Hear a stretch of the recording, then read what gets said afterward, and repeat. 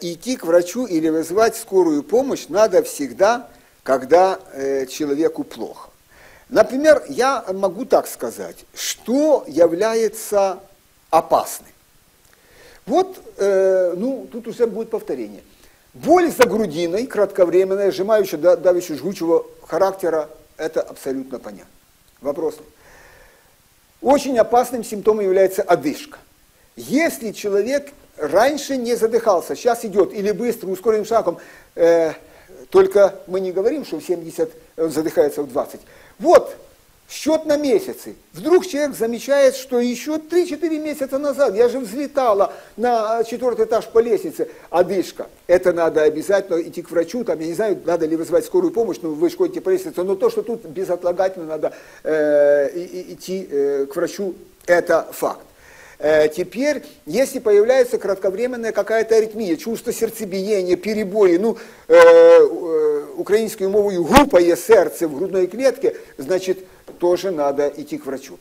Я уже говорил, темный кал, если появился, надо идти к врачу.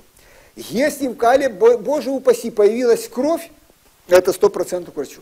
Если человек кашляет, у него кашель, мокрота вообще идут к врачу, но иногда думают, я там курильщик иду. Но если появилась, боже упаси, прожилки кровью в мокроте, тоже к врачу. Немотивированная слабость, вот человек не видит причин для того, чтобы была слабость, он должен идти к врачу. И причем на сегодняшний день, вот даже гепатиты, которые себя ничем, тот же гепатит С, он может проявляться у человека только слабостью. И все.